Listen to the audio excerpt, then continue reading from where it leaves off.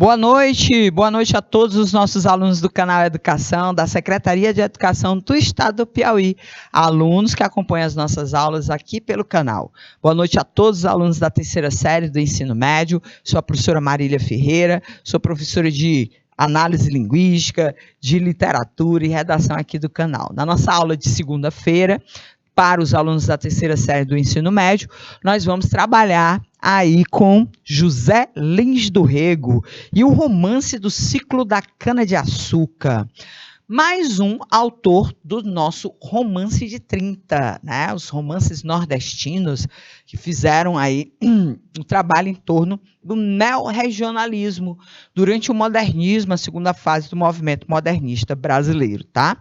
Vamos falar um pouquinho desse autor, que ele é muito interessante, tem características também necessárias e pode e vai aí ser importante para que você possa entender as características e as especificidades do movimento modernista brasileiro, tá? Bom, vamos lá para nosso aqui, deixa eu botar logo aqui a nossa canetinha. Pronto, vamos lá. José Lins do Rego e o romance do ciclo da cana-de-açúcar. Professora, estamos em que época literária? Vamos lá, gente. Ó, nós estamos no modernismo brasileiro. Deixa eu apagar aqui. Pronto. Modernismo brasileiro. Nós estamos na segunda geração desse movimento e dentro da geração a prosa neorregionalista, regionalista, faz com que a gente possa encontrar esse romance de 30. Eita, professora, eu preciso decorar tudo isso. Não, lá na prova do Enem, se você estiver estudando para a prova do Enem, isso tudo vai colocar.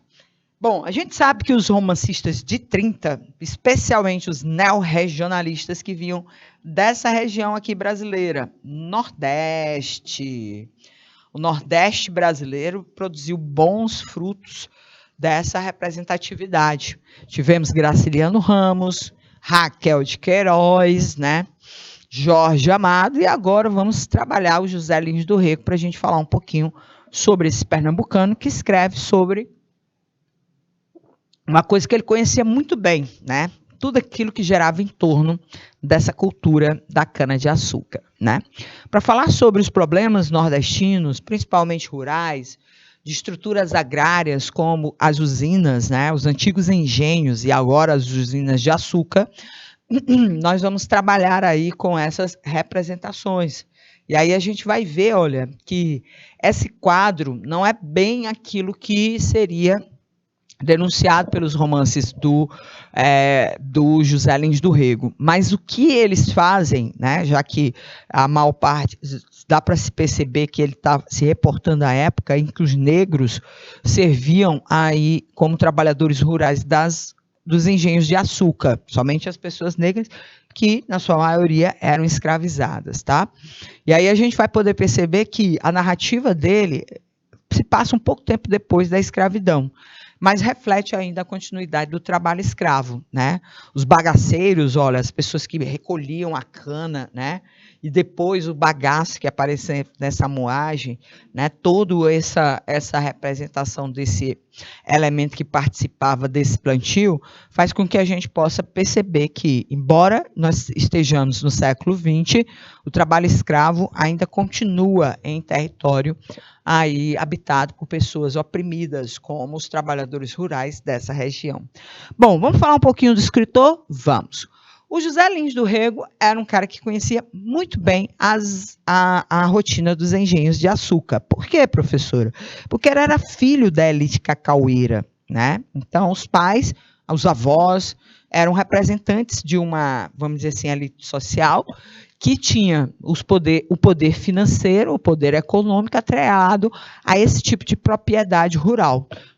José Lins do Rego era de Pernambuco, né? E através dessa literatura que fala sobre a zona da mata pernambucana, né? Ele acaba reproduzindo aí essas características importantes dentro desse universo dessa literatura. Foi conhecendo os engenhos da família, né? Foi crescendo nos engenhos da família, que o José Lins do Rego remete a essa situação importante, principalmente aqui em relação àquilo que seria essa possibilidade de nós encontrarmos a permanência, né, da literatura dentro dessa possibilidade aqui. Ah, não, perdão, gente, ó. Vou até me refazer aqui para não ficar conflituoso aqui. Nós estamos diante de um paraibano, tá? Paraibano de Pilar, interior aí da Paraíba. Paraibano. Paraíba. Que é um estado ao lado de Pernambuco. E não deixa de ser um estado que não tenha também o seu suporte econômico nas propriedades aí produtoras de cana-de-açúcar. Principalmente porque a maior parte do estado paraibano também está pertencente à faixa próxima ao litoral, a chamada Zona da Mata, que é uma área com um solo muito dado a esse tipo de cultura, desde quando os portugueses aqui colocaram os pés no Brasil no século XVI. E vamos estar agora no século XX, recordando aquilo que uma criança pequena que cresceu e nasceu, ou que nasceu e cresceu dentro dessa unidade aí trabalhista, ou seja, dessa representação aí desse espaço trabalhista, que eram as usinas de açúcar, ou melhor, os engenhos de açúcar, que eram de posse da sua família, porque a gente está diante de alguém que veio aí dessa elite, né, da cana-de-açúcar, canavieira, e que conhece desde criança quem está nesse ambiente, das crianças que eram exploradas no trabalho infantil, aos trabalhadores rurais, que também muitas vezes eram vítimas aí de um trabalho análogo à escravidão. Tanto é que as obras do nosso José Lins do Rego são obras em que há uma forte conotação memorialista. Ele vai escrever na fase adulta, recordando-se desse passado rural, familiar, em que ele ia para as fazendas de propriedade da família e tinha contato com essa realidade. Que pela questão da idade de uma criança, do Menino de Engenho, que é uma de suas obras mais importantes, né? Ele não tinha a ciência ou a certeza de todas aquelas situações e dos malefícios, tá? Mas ele registra isso através de recordações e é uma forma, vamos dizer assim, interessante dele trazer essa denúncia, né? Mostrar que ele, embora seja uma criança, conseguiu captar essas dramáticas situações sociais vivenciadas por uma sociedade carente, como é a sociedade nordestina. Na obra dele, existem muitas influências do cordel. O estado da Paraíba é fortemente marcado pela literatura cordelista. O Nordeste como um todo, mas existem alguns estados que carregam aí essas manifestações. E esse som, ou essa representação cadenciada, faz com que a gente também possa encontrar essas possibilidades. É nessa realidade desses trabalhadores rurais, né, que viviam aí em torno da exploração da sua força produtiva pelos opressores proprietários das usinas e dos engenhos de açúcar, que a gente vai encontrar a produção do ciclo da cana, tá? Dentro dessa produção dos romances de engenho, né, os estudiosos do José Lins do Rego dão esse nome a essas produções que foram feitas por ele com esse cenário, né, que a gente já viu aí na primeira tela. Menino de Engenho, que é uma obra quase que autobiográfica, a gente vai falar sobre isso. Doidinho, Banguê, Usina e Fogo Morto.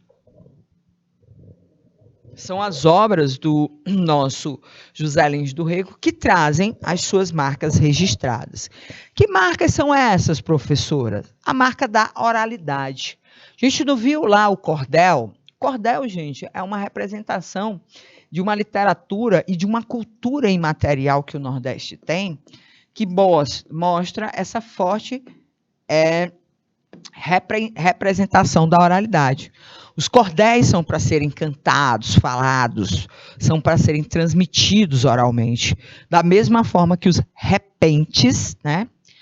Repetente, não, gente, peraí, deixa eu apagar aqui, eu escrevi, foi errado aqui. Repetente, meu Deus do céu.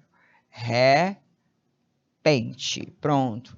Também fazem parte de um comportamento, né, cultural e linguístico que o Nordeste tem por excelência, o trabalho em torno da sua oralidade. É uma cor local do Nordeste, né, esse reforço dessa oralidade.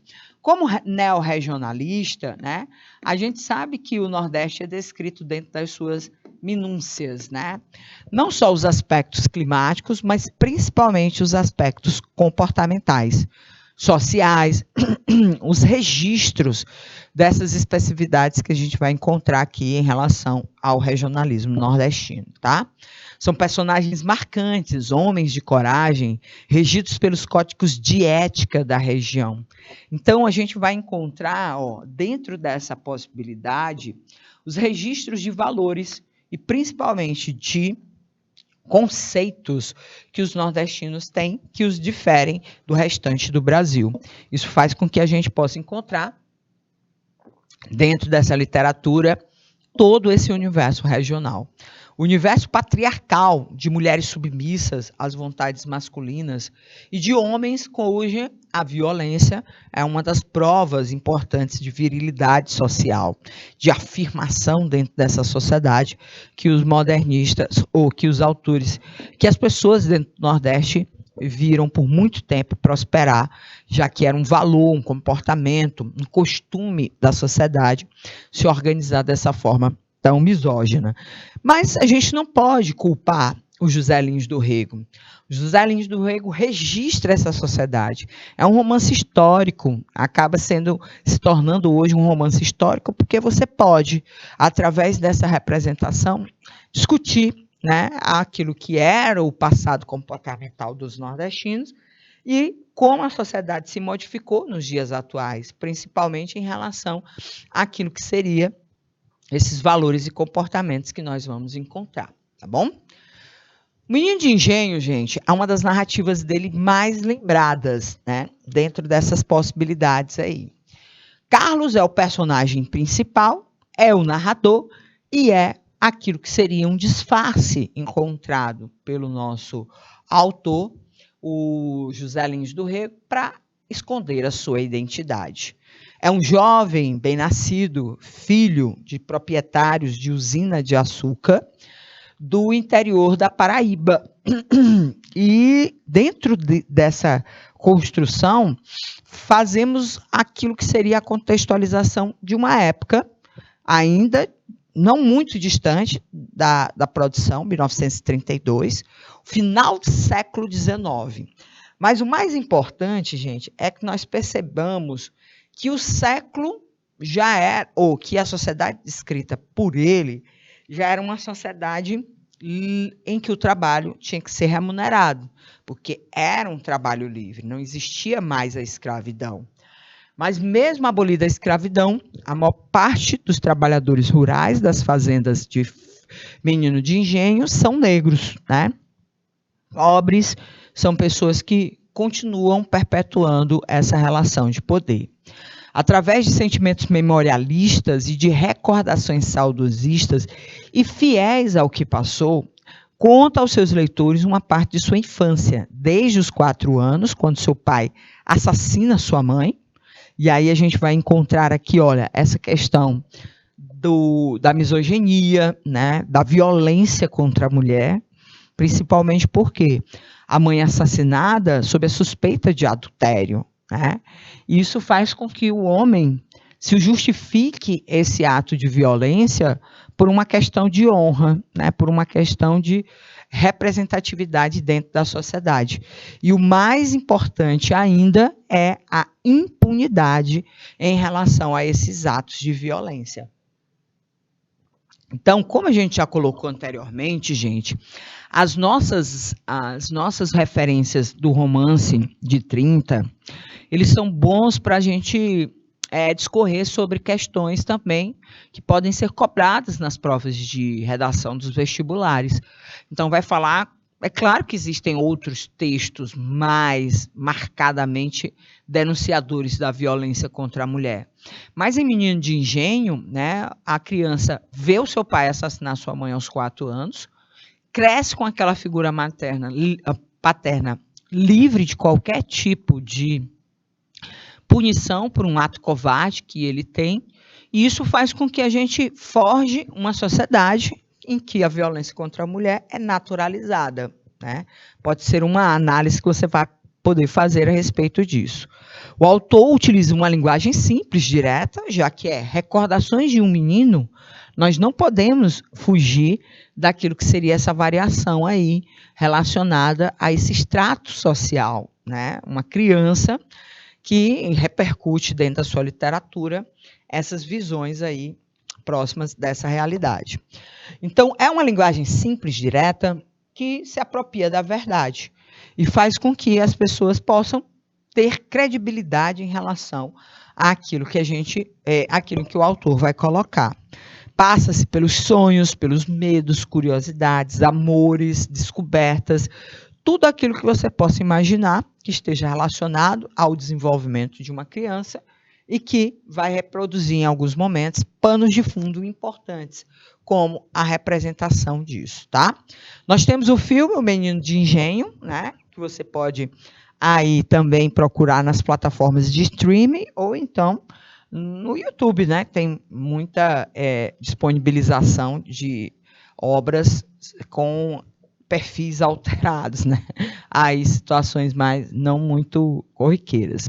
O Carlinhos é um menino acanhado, tristonho e melancólico. A gente já sabe a tristeza, o porquê da sua tristeza, né? Após a morte da mãe, se vê sem rumo e com pessoas que até então são desconhecidas, porque o pai acaba buscando trabalhar com ele essa questão aí da poda da sua liberdade, da falta de afeto, daquilo que seria o carinho de uma estrutura familiar, que muitas vezes possuía como núcleo feminino aquele elemento mais complacente com a criação dos filhos, né? E aí ele perde a mãe, ele acaba sendo mandado para uma escola de internato, passa parte dessa sua infância enclausurado, distante daqueles que pudessem criar laços afetivos pessoais, e quando ele volta, né, principalmente em relação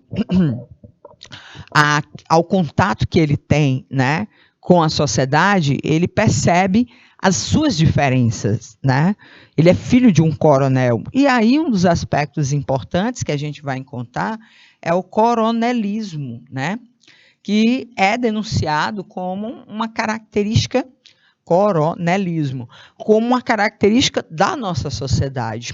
Ele sente, né, o temor das pessoas em relação à sua própria identidade. Ele não pode brincar com os outros, primeiro, porque ele era filho do coronel, ele possuía uma posição social de destaque, porque aqui a gente vai encontrar a sociedade em destaque, né, o aspecto social, e também a questão da violência atribuída a esses dois conceitos ao mando dos coronéis na sociedade nordestina do século passado. E aí a gente vai ver que nessa idade ainda de criança, ele sente uma inveja fenomenal dos filhos, e que muitas vezes também eram trabalhadores rurais das propriedades da família. Os filhos dos trabalhadores daquela propriedade rural, das usinas do pai, eles trabalhavam também, até porque era uma época em que o trabalho escravo, o trabalho infantil, não tinha regramento nenhum. que impedisse a execução. O trabalho escravo, sim, mas o trabalho infantil, não.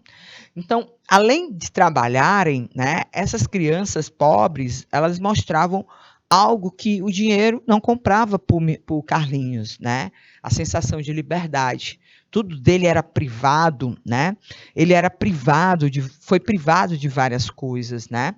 E principalmente é exposto a uma sociedade machista e patriarcalista que joga a sua situações extremamente penosas, né? E aí a gente vai poder analisar todo esse forjar daquilo que ele se transforma no final. Uma pessoa sem limites e principalmente fora de todos esses padrões de normalidade de comportamento social, tá? Então ele cresce sabendo que tem dinheiro, cresce sabendo do poder que o coronel tem dentro da região, cresce temendo, ou cresce invejando algumas crianças pobres que têm liberdade. Mas a partir do momento que ele vai crescendo, ele vai tomando ciência dessas relações de poder estabelecidas na sociedade. E ele acaba se tornando um coronel, né, no sentido de absorver toda essa maldade, essa distorção, essa violência, e reproduzindo como quase que uma herança esse comportamento dentro da sociedade nordestina. Então, José Lins do Rego, ao criar um personagem dessa forma, né, mostra para você quanto a sociedade caminha para essa reprodução de valores que se perpetua, né, e que faz com que a gente possa entender o porquê dos elementos que constituem essa sociedade, principalmente os elementos mais perversos, agirem dessa forma, tá? Então, é nessa análise profunda da psicologia da sociedade que a gente vai encontrar a narrativa acontecendo. Dentro das obras do José Lins do Rego, que a gente vai poder identificar é que ele faz essa análise do Brasil pós-escravidão, né? A abolição da escravidão aconteceu em abril, né? Ou em maio, 13 de maio de 1888, e foi um evento extremamente impopular. Até porque os mandatários da sociedade, que era a burguesia, que se usufruíam da mão de obra escrava, tinham investido durante décadas, né, só daquele século, né, em torno da produção, ou melhor, do acúmulo de riqueza, que era a quantidade de pessoas escravizadas, não gostou da ideia que foi colocada a cabo, que já era defendida há muito tempo pelo Dom Pedro II, e que foi colocada a cabo pela sua filhinha, a imperatriz do Brasil, ou imperatriz não, a princesa regente do Brasil, que era a Isabel. Numa das viagens que o pai fez, ela assumiu o poder e resolveu aí decretar o fim da abolição no nosso, ou melhor, o fim da escravidão e a abolição da escravidão no nosso estado. Passado isso, a continuidade do mesmo ambiente opressor? Sim. Nós vamos observar que os laços descritos por José Lins do Rego em suas narrativas conduzem para essa visão do negro no Brasil pós-escravidão. As pessoas negras afrodescendentes, elas continuam mantendo os mesmos laços de trabalho escravo, mas também tendo, muitas vezes, dependendo do tipo de relação social e mais específica que ela vai manter com os seus antigos donos, que agora são seus empregadores, essa relação de confiança e de respeito, né? Já que a gente vai poder perceber que há muito tempo a gente já não tinha mais, né, a questão. Não é que não tinha, né? Ele não faz referência a esse tipo de violência, principalmente física, que acometeram os negros durante muitos anos no país, né? Já na segunda década, né, principalmente porque a justiça brasileira já tinha dado, na segunda metade do século XIX, porque vários casos em relação a direitos de pessoas escravizadas, principalmente negros, já tinham chegado ao judiciário brasileiro, e algumas conquistas, não muitas, mas significativas e poucas aí conquistas, já movimentavam aí para essa, vamos dizer assim, ausência, né? Ou diminuição, não vou falar de ausência, não, diminuição dos castigos físicos que eram sofridos pela comunidade negra que vivia escravizada no nosso país, tá? Então a gente vai poder perceber que não é, e não estou aí construindo um discurso dizendo que isso não existia. Existia de forma menos intensa, né? Do que aconteceu, por exemplo, no final do século XVIII, início do século XIX, já em meados das últimas décadas daquele século XIX, as questões já iam aí, vamos dizer assim, dentro dessa representação. Em troca de comida, casa e proteção, os escravos trabalhavam nos engenhos e nas casas grandes, né? As negras contadoras de história, as crianças mulatas, as negras sedutoras, né, ou então assediadas, né, tudo faz parte do cotidiano do engenho e é retratado pelo menino, né? Essa ótica que ele tem de uma criança dá credibilidade àquilo que ele representa, as narrativas de vida dessas pessoas negras e passa através desse seu olhar infantil essa credibilidade em relação a toda essa conjuntura de situações. A relação entre negros e brancos é vista sob uma ótica positiva, de ganhos para ambos os lados, né? Como eu disse para vocês, há uma espécie de suavização, né? De um ambiente que poderia ser repleto de hostilidades, e era, sem sombra de dúvida. O avô de Carlinhos, sendo um homem justo e protetor, tem a confiança dos negros, chegando a exercer o papel da justiça, onde muitas vezes castiga aquele que age fora da lei social. O negro chega a ir para o tronco, mesmo não sendo mais escravo segundo a lei. Então, assim, existia já o processo de dominação da sociedade por as figuras mandatárias, que eram, aí, além de figuras economicamente destacadas dentro da sociedade, muitas vezes eram agentes políticos também importantes.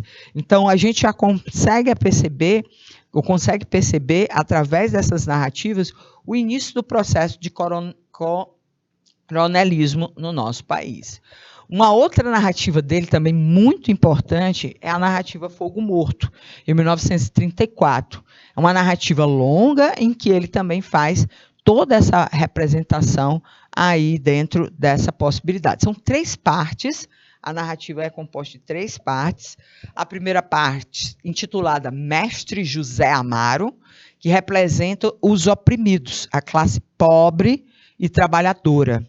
O mestre José Amaro é um tipo nordestino, bruto, né? Maltrata a esposa, a filha, mostrando aí claramente uma das características conjecturais da nossa sociedade, o perfil patriarcal, brutal, conservador e violento que a sociedade nordestina forjou durante muitos e muitos anos, tá? Na segunda parte, nós temos o Coronel Lula de Holanda. E aí a gente vai observar que essa parte, ele menciona essa questão da elite, né, e a sua decadência, principalmente porque aí a gente vai encontrar a sociedade buscando, através das novidades, principalmente legais do nosso país, se reorganizar em torno de buscas, né, que se afastem desses mandatários que só exploravam a sociedade e traziam essa exploração como forma de dominação, para buscar aí o fim do coronelismo, né? E o capitão Vitorino, que representa a busca por justiça, né? Ou seja, é uma sociedade em desenvolvimento, uma sociedade que está sendo trabalhada para ser executora dessas mudanças sociais importantes, tá bom, gente? Então, vamos para a nossa primeira atividade para a gente poder trazer para vocês aí esse suporte. Eu vou pedir aqui para que vocês, aí nas escolas, tenham uma leitura, pode até ser com os professores aí presenciais, façam uma leitura dinamizada entre os demais, e aí a gente volta para a gente comentar alguns pontos significativos desse trecho de um romance lá, aí do romance de 30, tá bom? 3 minutinhos aqui para os nossos alunos.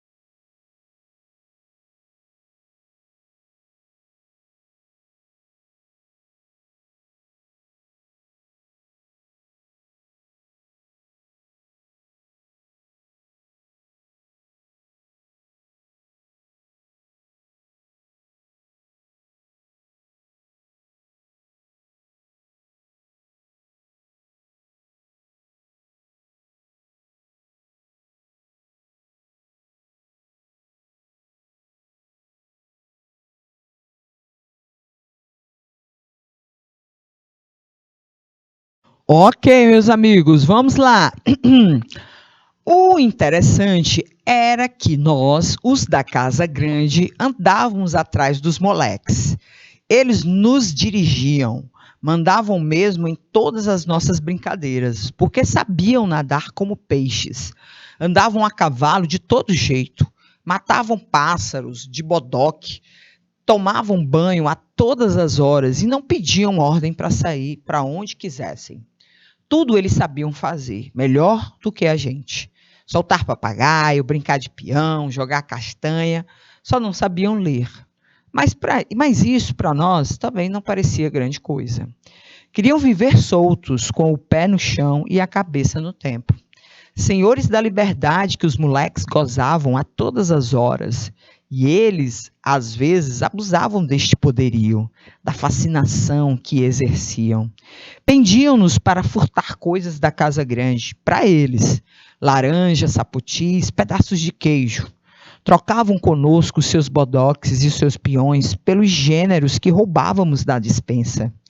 E nós iniciávamos nas conversas e nos iniciavam nas conversas picantes sobre as coisas do sexo. Por eles comecei a entender que os homens faziam com as mulheres, por onde nasciam os meninos. Eram uns ótimos repetidores de história natural. Andávamos juntos nas nossas libertinagens pelo cercado. Havia um quarto dos carros onde iam ficando os veículos velhos do engenho. Dali fazíamos uma espécie de lupanar para o jardim da infância. A nossa doce inocência perdia-se assim nessas conversas bestas, no contato libidinoso com os moleques da bagaceira, né? Esses moleques da bagaceira eram os moleques que juntavam os bagaços da cana, por isso que eles eram chamados de bagaceiros, né? E retiravam das prensas, né? Onde se prensava a cana, se extraía o sumo da cama e se tirava aquele bagaço e jogava-se fora, né? Dentro dessa perspectiva aí. A respeito do fragmento lido, compreende-se para os meninos da Casa Grande, letra A. A autoridade estava nitidamente relacionada ao poder econômico. Letra B. O conhecimento era medido exclusivamente em termos de domínio da palavra escrita. Letra C. As informações sobre sexo e procriação eram resultado de observações e estudos. Letra D. A autoridade era daqueles que tinham maiores habilidades práticas. Ou letra E. O papel dos pais era irrelevante no estabelecimento das regras e do comportamento. A respeito do texto lido, gente, é um texto da obra Menino de Engenho, né? Em que o Carlinhos diz como era a relação dele com os filhos dos trabalhadores rurais e também os seus empregados, né? Ou seja, as crianças que viviam naquele circuito ali da Casa Grande, e também dos engenhos. E ele disse que era fantástico o relacionamento, porque, embora que eles não soubessem ler, ele aprendeu muitas coisas com eles, né? Que só com eles ele pôde ser capaz de entender. Então, a respeito do fragmento, os meninos da Casa Grande, compreende-se que para os meninos da Casa Grande, a autoridade estava nitidamente relacionada ao poder econômico? Não, porque eram crianças pobres que mandavam nele. Eles, olha, vai roubar um queijo para mim, que eu estou precisando. Aí ele ia lá e se usurpava esse queijo, né? Trazia esse queijo roubado e entregava para aqueles que tinham o poder. E quem era que tinha o poder? Esses meninos, né? O conhecimento era medido exclusivamente em termos de domínio de palavra? Não, porque eles conheciam tudo, muito mais do que ele que sabia ler e escrever. Então, não era medido com o domínio da palavra. As informações sobre sexo e procriação eram resultado de observações e estudos. Não, era resultado de quê? De vivências práticas, né? De situações em que eles mostravam aí. A autoridade era daqueles que tinham maiores habilidades práticas. A alternativa correta, letra D. Ai, cadê, gente? Vou botar aqui, letra D. Então, a gente vai poder observar, olha, que quem tinha as maiores habilidades para pinar pipa, rodar peão, né? Tinha o poder naquela região, tá? Para a segunda, a relação entre os meninos da casa grande e os meninos da bagaceira havia fascinação, desrespeito, violência, revolta ou mentira. Gente, ó, os meninos da casa grande, né? No caso, o Carlinho, ó, o exemplo desse menino da casa grande, tinham verdadeira admiração, idolatravam a figura do nosso personagem, dos personagens dos meninos da bagaceira. Então ele tinha uma fascinação por esses jovens, porque eles eram pobres, eles eram explorados, mas eles tinham muito mais conhecimento do que ele que estudava, que era o filho do dono da propriedade, que tinha esse poder político constituído a partir dessa situação. Então ele faz alusão a esse tipo de comportamento, né? A esse tipo de realidade que seria aí a da fascinação, tá bom? Vamos lá, temos ainda tempinho, dá para responder mais algumas questões aqui. Vamos aí, ó. A velha Totonha, de quando em vez batia no engenho? Era um acontecimento para a meninada. Que talento ela possuía para contar suas histórias, com um jeito admirável de falar em nome de todos os personagens, sem nenhum dente na boca e com a voz que dava todos os tons às palavras. Havia sempre rei e rainha nos seus contos, e força e adivinhações, e muito da vida, com as suas maldades e as suas grandezas, a gente encontrava naqueles heróis e naqueles intrigantes que eram sempre castigados com mortes horríveis. O que fazia a velha Totonha mais curiosa era o local que ela punha nos seus descritivos. Quando ela queria pintar um reino, era como se estivesse falando de um engenho fabuloso. Os rios e florestas por onde andavam os seus personagens se pareciam muito com a Paraíba e a Mata do Roló. O seu Barba Azul era um senhor de engenho de Pernambuco. Novo trecho, olha, do Menino de Engenho, do José Lins do Rego, né? Com adaptações. E aí temos a seguinte questão. Na construção da personagem velha Totonha, é possível identificar traços que revelam marcas do processo de colonização e civilização do país. Considerando o texto, infere-se que a velha Totonha, acompanha aí, gente, letra A, tira do seu sustento da produção da literatura, apesar de suas condições de vida e de trabalho, que denotam que ela enfrenta situação econômica muito adversa. Compõe em suas histórias narrativas épicas e realistas da história do país colonizado, livre da influência de temas e modelos não representativos da realidade nacional. Letra C.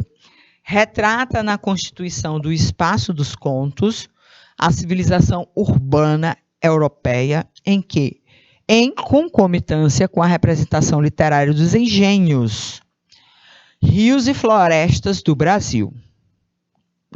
Letra D. Aproxima-se ao incluir elemento fabuloso nos contos do próprio romancista, o qual pretende retratar a realidade brasileira de forma tão grandiosa quanto europeia. Ou letra E. Imprime marcas da realidade local às suas narrativas, que tem como modelo e origem as fontes da literatura e da cultura europeia universalizada.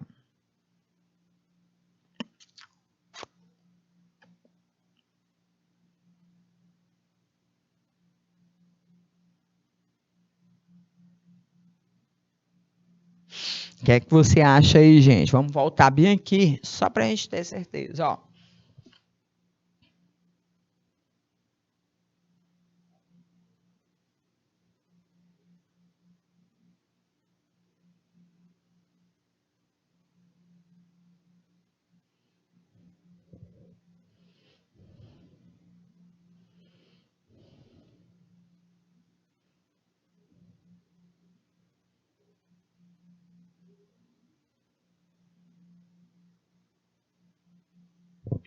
Ó, vejamos aqui.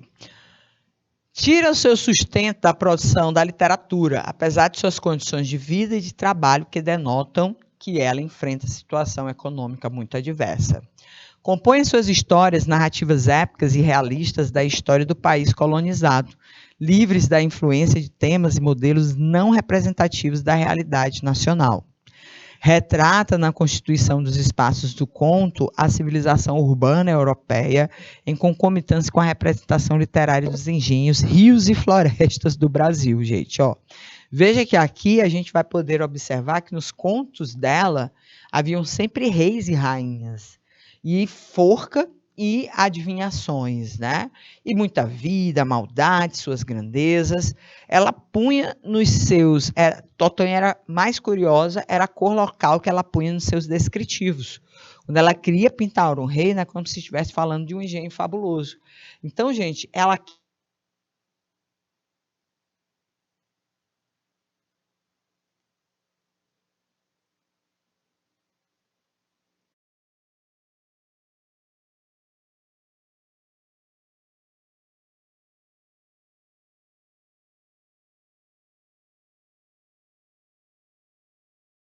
Só faltou 30 segundos aqui para faltar. A alternativa correta, gente, letra C.